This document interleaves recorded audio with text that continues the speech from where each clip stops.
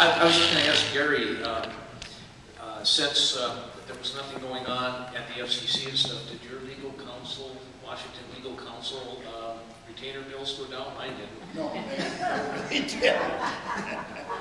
So something else for us to look at. Thank you for the opportunity to address the group today.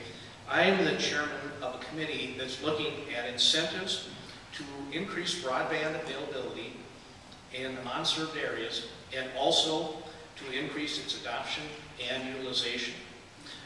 We're reaching out to everybody that we can for ideas because we are the first to admit that we don't have all the answers to this and that the answers lie in groups like yourself.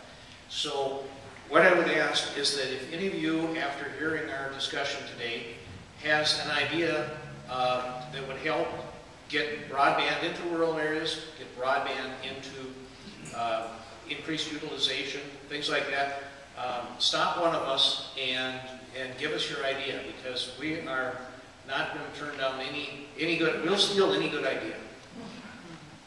I want to give you 5 examples of incentives that we're looking at right now and that we like. First one is a sales tax holiday on outside plant that's used to provide service to unserved and rural areas. Currently, there is a sales tax exemption on equipment that's purchased for the central office or the head end, but there is nothing for the outside plant. And at this point, all the central offices and head ends have been built that are necessary. It's just extending out into these last rural areas that we need to get to. So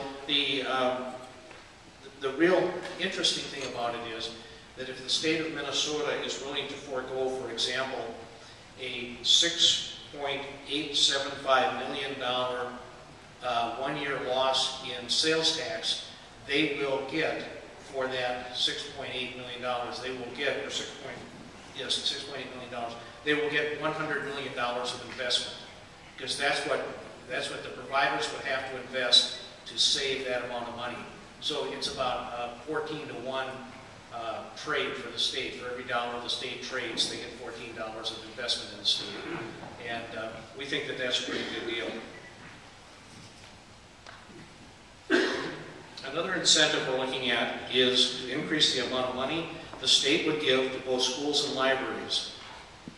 This money would be used to provide more connectivity at the schools and libraries, more computer stations, as well as funds for more staff to assist the digitally disadvantaged. Studies have shown that a significant percentage of unconnected people use the public library system as their primary broadband access point. Also, children in unconnected households need to use the school or library facilities to do their homework. This proposal would require new money to be added to the school and library budgets by the state of Minnesota. Third idea was to expand the education tax credit to include making broadband service eligible for the tax credit. This would allow low to middle income people the opportunity to recover some of the costs of having a broadband connection in the form of a tax credit. Since the tax credit already exists, people are eligible to defer certain educational expenses. This is only an increase of the eligibility of items, and it doesn't require any new money. In this time of financial austerity, this is really a plus. Next item we're looking at is an infrastructure investment that would give a tax credit to companies that build broadband into unserved areas.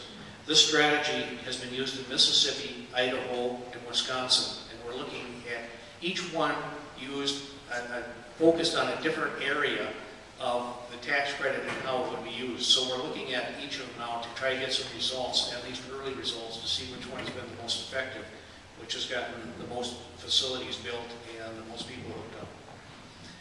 The fifth area is one that Dana had mentioned, and that is the Dig Once program that we're recommending to the legislature be implemented. It's similar to one that's being used in Arizona, and they've had very good luck out there. The idea is to open up the design and build process of state, county roadways to the right-of-way users also, so that the providers would be able to come in and say, we would like to be able to put conduit from point A to point B, get underneath bridges and things like that.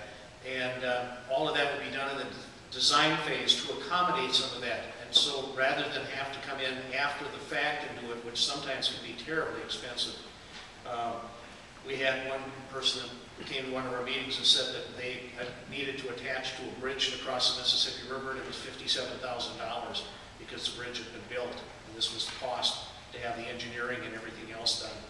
And so, yeah, that's pretty significant if you're going to serve a small number of people on the other side of the river. To spend $57,000, it kind of sometimes makes it a no-go. Also, as part of this program, when roads are being built or rebuilt, conduit would be put in place so that it would eliminate having to come back in and work on the right-of-ways of the roads, which is another plus. These are just a few of the ideas that we've investigated and passed out booklets. And if you have a real interest, grab one. And if you don't, leave it there for somebody who does. But we've got several pages of ideas and kind of rationalizations of why they'll work or not work. And I guess mostly why they will work. We've got piles of paper of stuff that we decided wouldn't work. So I didn't bother with that. When we look at this stuff, there's a lot of consideration that we have to take into account. And things like, is new money going to be necessary for this? How much new money? Is it going to be something where we can use money that's in an existing program, or recommend that the program be modified slightly to include something? And one of the examples of this is, early on we looked at a suggestion that involved specific tax policy. It involved, I'm yawning, Section 179 expensing and depreciation differences. Everyone's going to take a nap now that I know, you mentioned this. I know. I'm going to make it really short. It was 179 expensing and depreciation differences in the federal tax code and Minnesota tax code. We looked at the possibility of aligning the two tax codes, which would then free up money that could be used to build unserved areas. But the problem with changing the tax code would be that not only would providers get this tax break, but all other businesses in Minnesota would get the tax break. So if it was only providers that were getting the tax break, it would be like $1 million deal. But because all the other businesses, like 3M and stuff, would get advantaged this way also, it would be in the hundreds of millions of dollars a year of lost tax revenue. So right away that became apparent that that was going to be a non-starter.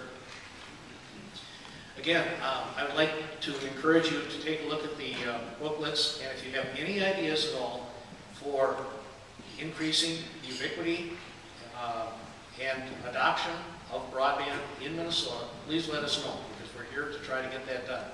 We need your help. Thank you. So one of the things that Arizona law does as well